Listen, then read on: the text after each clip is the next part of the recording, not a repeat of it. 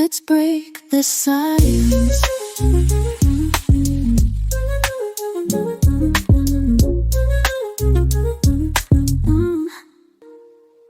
This is All Things Greggy. Come take a ride. Living our truth with nothing to hide. Whew. Hey y'all, how y'all doing? Hey, what's up? It's been a minute. Well, about a week. Listen, me and Donald just got through doing our walk because I haven't walked in about 5-6 days. You know what? It's like I couldn't put my hand on it, but I just felt the weight of the world on my shoulders. It is just so much going on, and every day it's something else, and it's always something else. And I think I just consumed too much of world news and things that's going around in the world. Because I always tell Donald, I'm like, take a break. But I consumed myself with it, and I learned something new that I didn't even know, being married to a soldier for 18 years. So when I was on TikTok, I saw all these kids saying surf and turf. And I'm like, what is surf and turf? And somebody explained that they always feed the soldiers steak and lobster or seafood before they deploy. And I was like, no, that's not true. And I couldn't say it wasn't true because I didn't know. I said, now I can't wait to ask Donald if he had surf and turf. Sure enough, he had surf and turf. Yeah. So I didn't think to tell her about it because she was like, how come you never told me about that? I'm like, well, I never what knew. would make me bring that up? Well, you could say something. But, as for soldiers who live in the barracks who went to the DFAC. Oh, okay. So people who went to so the you didn't go to the DFAC? I only went to the DFAC when we were already deployed or in the field. Because, I had BAH. I lived in on-post or off-post housing. We had separate rations, so we had to feed ourselves. I bring up a lot of military terms here, but y'all know what I'm talking about. And so every once in a while we go eat with the soldiers, especially if we know something is going on. So I've had surf and turf a couple times. But honestly, I thought it was just something my units did or just a tradition kind of thing. I didn't think it was like a mandatory part. But usually when the Sergeant First classes and above see surf and turf, we're like, oh boy, yeah, here it comes. What they going to tell us now? Either exercise or deployment, one of the two. And so and then when we leave, we also got steak and lobster. When we left the last day of the exercise or the deployment, we got steak and lobster. See, I didn't know any of that because I'm just like, I wonder if this is something new. But of course, so I didn't really question it. But I did question it because I'm like, Donald never told me about surf and turf. Because when I first married Donald, he moved me from St. Louis to Augusta, Georgia. Me and my daughter, she was 16. The other kids were older. They didn't want to come. So me and my daughter, Augusta, Georgia, right? About 6 weeks later, I'm in the store shopping, having a good time. He gave me a call and was like, I'm about to deploy to Iraq in 2 weeks. What? Yeah, it was pretty close, What? pretty soon. Yeah, it was right when we got there. Because I was advanced, so I had to leave before most other people. I had to be like boots on the ground first to set up the area for the rest of the soldiers to come in. So we went in like a month before everybody else. Everybody else got 6 weeks notice. I got 2 weeks notice because I had to leave early. Yeah. So he had to leave early, and I had to sit down and think. That took the wind out of me. I was like, what am I supposed to do? I was like, if I had known this, I would have stayed in St. Louis. You know what I'm saying? Yeah. Like, if I had known he was going to be on deployment, I would have just stayed in St. Louis, continued to work my job that year. And then when he got back, because that way it would have kept me busy. So the only thing I knew to do was roll up my sleeves and start helping other families. Yeah. Right. So I joined the FRG, and I started because the other people will be deploying 2 weeks later. So I just joined in, and I was helping families and doing all this other stuff, which kept me busy.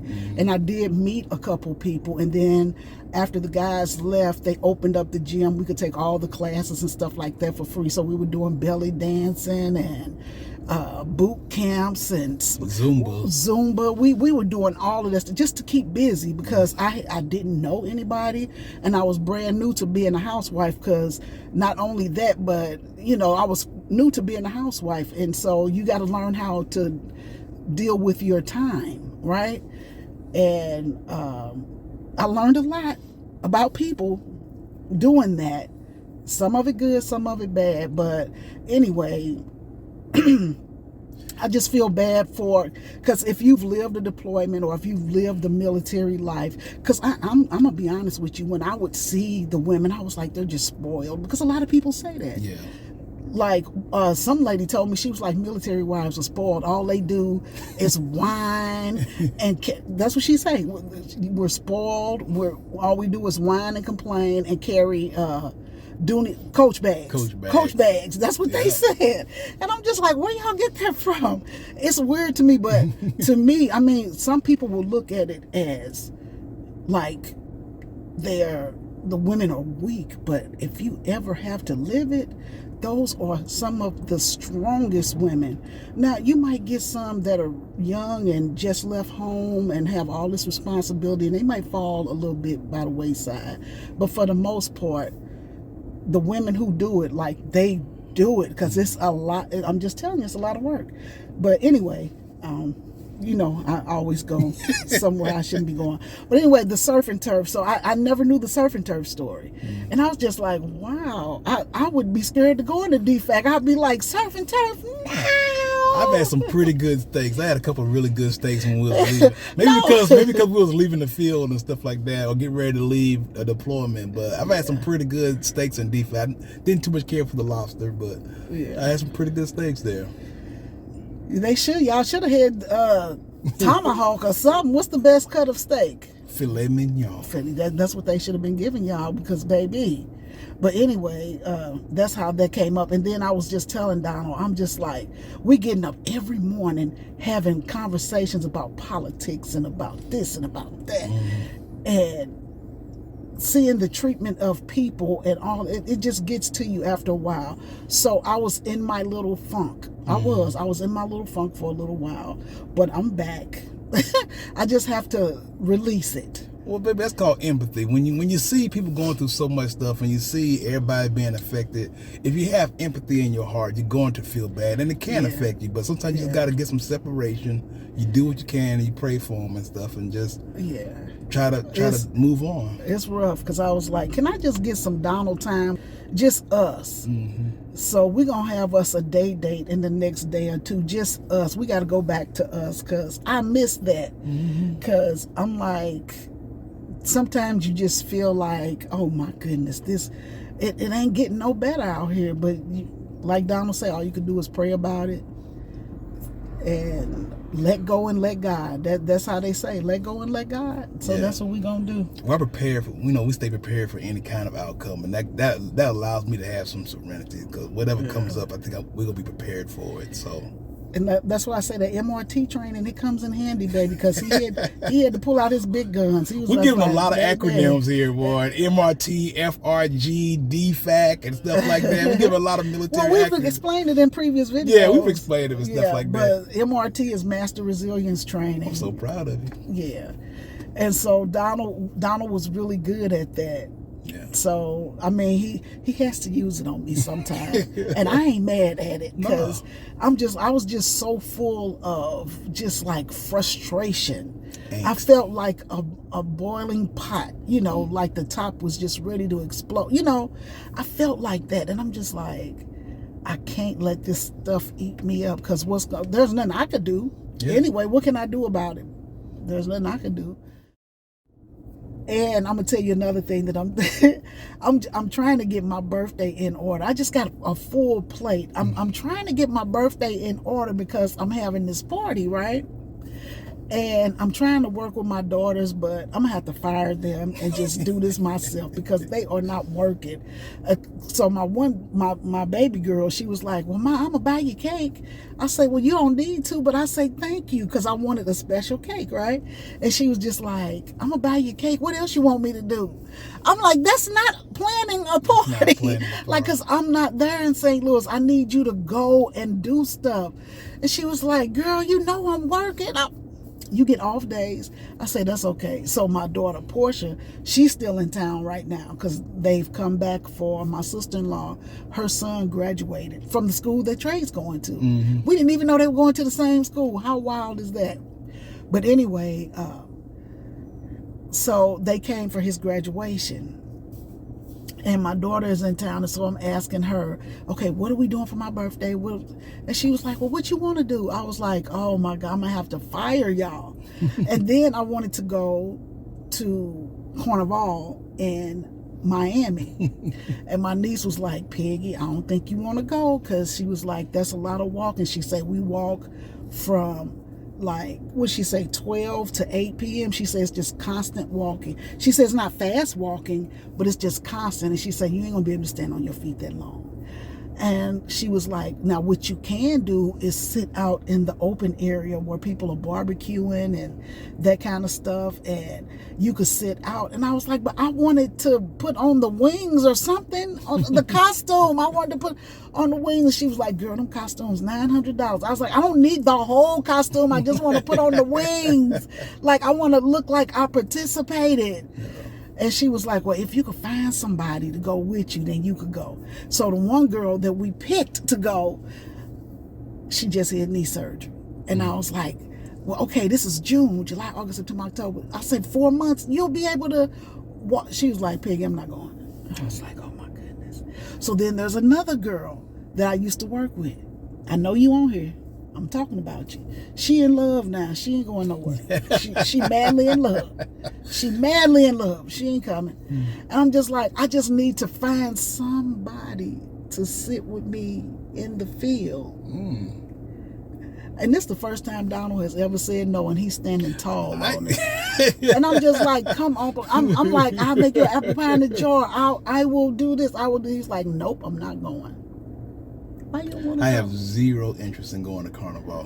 When I say zero, I want to go. That's got to be the lowest possible number. But I just want to go for that day, the activity day. You no. Not a bit of interest in doing that.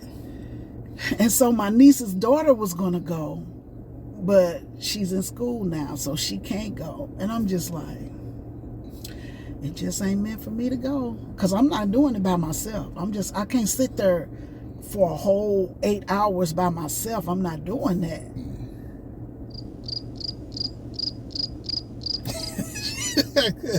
I don't know what to say. I don't personally get it at all.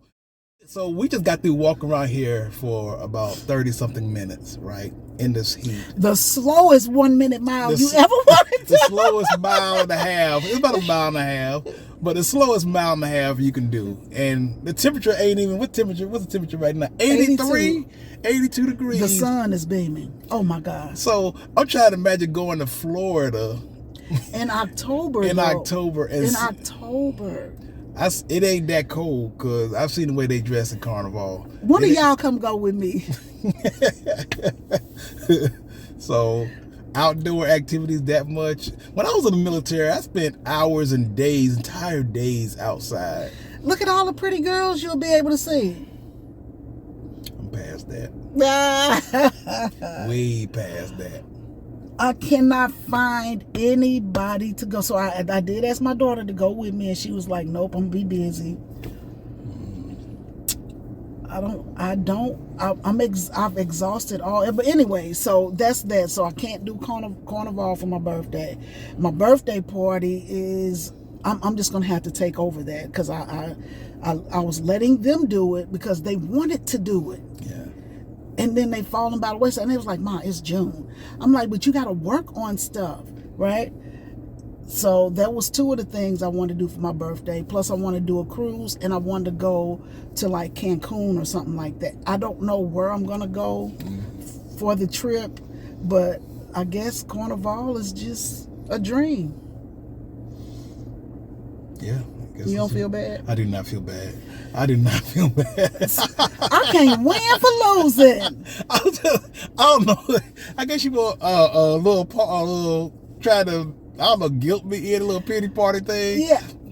Please. But anyway, and so I came up with this thing. I was like, I'm going to do 60 to 60, right? 60 to 60. I'm going to record a video every day until I turn 60. So 60 days prior, 60 to 60, I'm going to put out a 20-minute video every day. So these are things I'm trying to do because I'm coming up with all this stuff that I want to do for my birthday, because I want to do that, because if I do that, it's going to make me get up and move. You know what I'm saying? Like, if you, it's like working a job every day with no days off, but at the end it'll be the rainbow. Yeah, something sweet. And then maybe the channel could grow a little bit as I'm doing 60 to 60, because you know when you do videos every day like that, the views are going to drop, and I know that's going to happen. But just 20 minutes a day, I'm gonna make a cute little video, or I might do shorts and videos.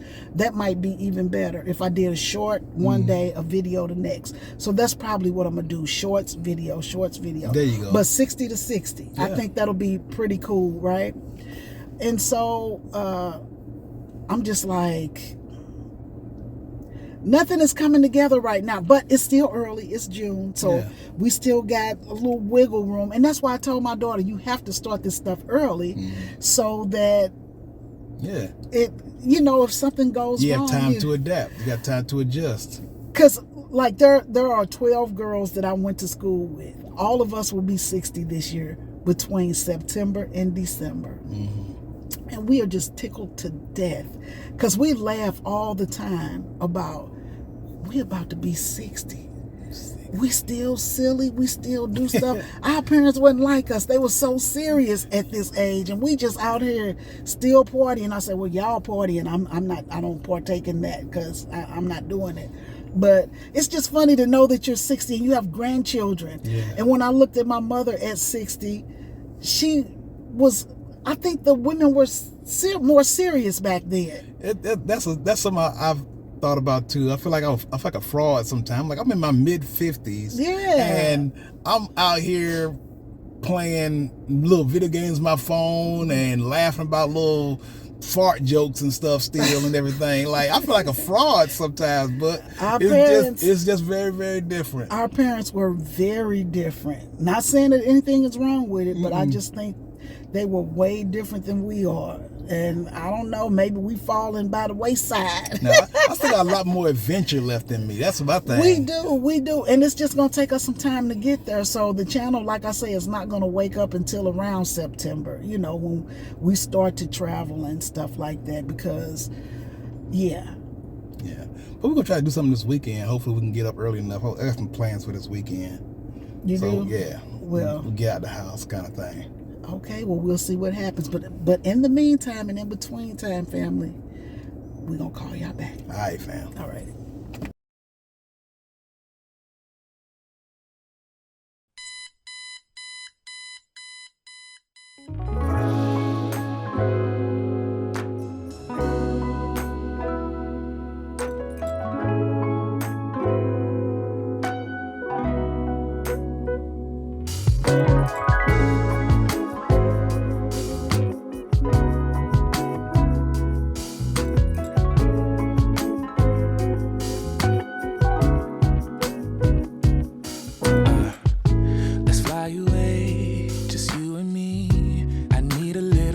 From the city, it's been so long since we've been gone.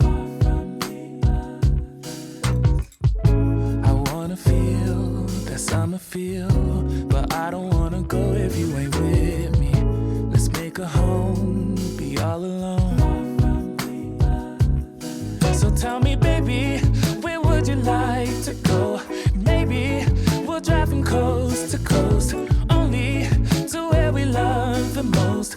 I'm taking you to paradise, paradise. You know where we're going tonight, going tonight. Paradise, paradise.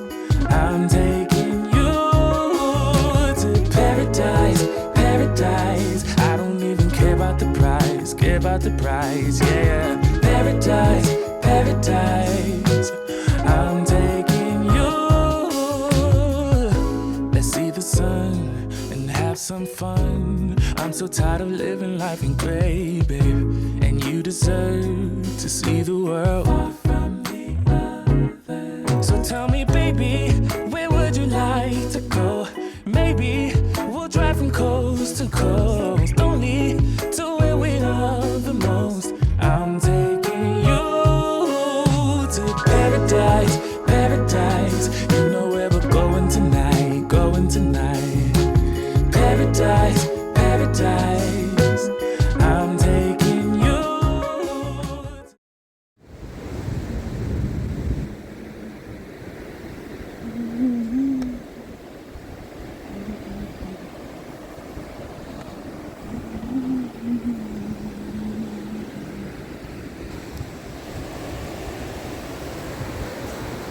There's got to be a storm on this water somewhere.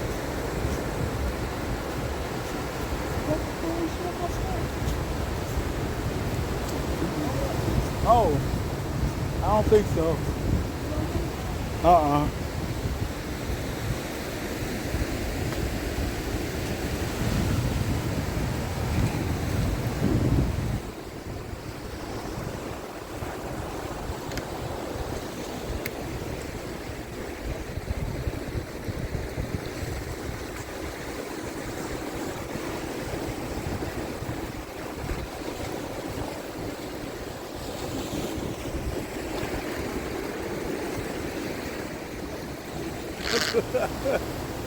We made it.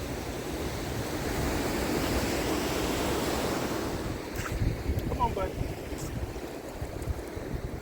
Come on, let's go.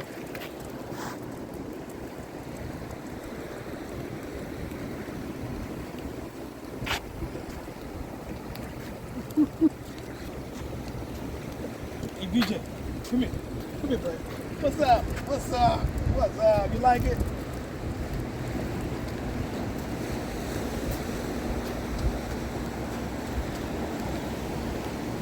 Waves are rough, boy.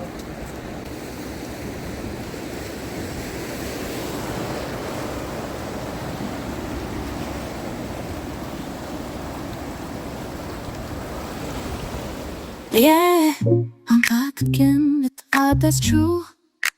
Bringing lights to the kitchen, watch what I do. Whipping up love in every single dish. Mental health matters, I'm making my wish. Let's break the silence.